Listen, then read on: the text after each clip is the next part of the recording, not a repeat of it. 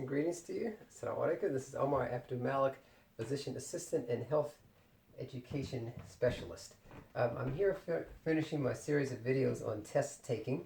Sorry for the delay. I think the last one I did was about 2 weeks ago, and that was what to do before the exam. So this video is going to cover what to do during the exam. So I'm covering the taking of standardized exams. I'm doing this because standardized exams are it's an inextricable part of our educational and professional development. You can't avoid them. Got to take the PSATs, SATs. I'm studying for my physician assistant national recertification exam and my recertification for my health education specialist certification. So a lot of exams. One of my daughter just took her SATs last week. I don't think you can see this book because of the glare. My son took his PSATs. My oldest son is taking his AccuPlacer test. That's a test that you take after high school, and that kind of lets professors know, or college administrators know, what level of class you should be in, whether it's math or writing or English. If you're applying to PA school or any other type of graduate school, you've got to take your GREs.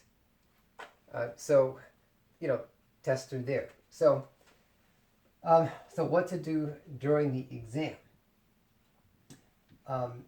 First, you want to read all of the instructions very carefully. Take your time in doing this. You are not penalized for taking time in reading the instructions to the exam.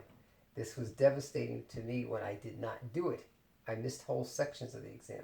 My children came back and told me, the ones that took the PSAT and SAT, told me, there's a part of the exam that I didn't know was actually on there, but I missed it. So yeah, you got to read the instructions. They don't start the exam until the exam actually starts, especially if you're taking computerized exams. Read all of the exam instructions. How to skip forward if you want to skip a particular question, how to highlight. Some of the instructions will teach you how to save your exam answers. If you're doing your kind of classic number 2 pencil and Scantron, be sure to read those questions very carefully. All right, so secondly, read the instructions for each question set carefully. For instance, you may have a question that may say all of the following are correct except, A, B, C, or D. It'll give you like maybe 4 or 5 choices. Maybe another question may say the most common cause of something. So especially if you're taking like a medically based exams, like the physician assistant exam, or your for those of you guys that are trying to become doctors taking your USMLEs, you may have the most common cause of type 2 diabetes or something, or the most common cause of peripheral neuropathy or something like that. Be sure to read that carefully. Based on another question type would be based on the above paragraph. So it may give you a case study.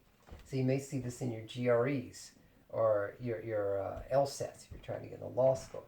You have this long paragraph, or even with your PANCE exam. You'll have this long paragraph or case study, and it'll give you a set of questions, maybe as many as 4 questions, based upon that case study or based upon the paragraph. These used to be the bane of my existence, even when I was taking the SATs almost 35 years ago, because you got to go back. You may have this bad habit of trying to memorize the paragraph. Don't do this, but you want to be sure to read that paragraph or that case study correctly, because if you don't, it'll mess you up for the rest of those questions. Another type of question that throws people, where it gives you choices. A and C are true. A, B, and D are true. All of the above, none of the above. This often throws people because they go back and doubt themselves, and they're double checking and triple checking. Try not to do that. Watch your time on the exams. I know for my particular exam for the physician assistant national certification or recertification exam, it gives you 60 to 90 seconds, usually per question. You want to watch the clock. Don't get caught up. Again, don't get caught up in trying to memorize a particular paragraph or case study. Don't waste too much time on answering a question. If you get to the point where you're like, look, I don't know what this is, guess or save it and then go back. But don't, you want to watch your time. A lot of tests now, since they're computer based, they'll actually have a clock on there and you can watch how much time you're taking. Let's see, another point is give yourself enough time to check your test. Did you answer all of the questions? I've found often when I'm taking these standardized exams, I'll go back and I haven't answered all the questions. You're not penalized for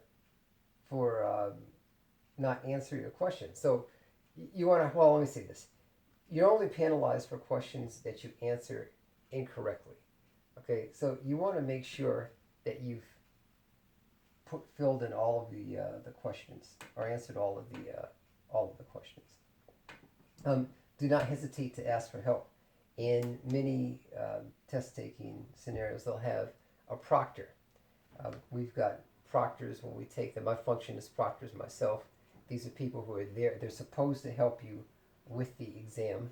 So you raise your hand, or in some cases, there may be a call light that you press a button, and they'll come. Maybe the computer gets stuck. Maybe the room's too cold or something like that. Don't change your answers. This is catastrophic. I was a nursing student back in 1992, and I failed myself on a medical surgical exam. We had a Scantron exam, and it was a number 2 pencil. I went back, erased 5 questions, put the wrong answer because I doubted myself. The proctor came back and told me, you failed yourself on that exam. I saw where you put the right answers, and you went back, erased the correct answers, and put the wrong answer. So don't change your answer unless you are absolutely 100% sure that it's that the answer that you put is wrong. I say this. There's a saying, "The devil is a lie." So, you go back and okay, I know that answer's wrong. I know the answer's wrong. I know the answer's wrong, and you'll change it and flunk yourself. Try not to do that. Last, but certainly not least, most importantly, don't cheat. Don't even try. Okay, don't bring in cell phones with you. We've got these ubiquitous cell phones with us. Don't talk during the exam. During the break, there's even a clause with many of these standardized exams that'll say, you're forbidden from copying the exam. This includes memorization now because exam makers know that people have got photographic memories and they go back and they write the exam out. Unfortunately, we had this issue with these actresses, Felicity Huffman and Lori Loughlin, that were actually paying people to change their children's exam scores for them. And there were 2 young men, Mark Riddle and Sam Esharoff, that were taking exams. They were taking SATs for people, for money.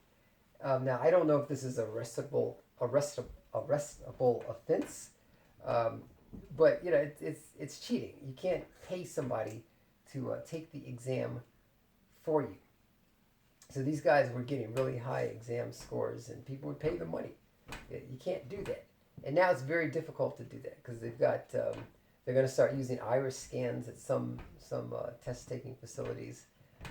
I know where I took my exams, my board exams, you had to do it was a fingerprint, and then this laser took a scan of your fingerprint. So, and you had to show your ID on top of that.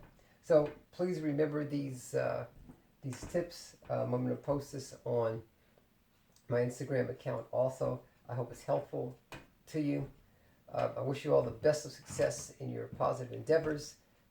I'll make myself available to those of you all that may need a testing coach or want advice on how to take an exam. I'm a physician assistant, health educator, and an erstwhile college professor also. Take care. Peace.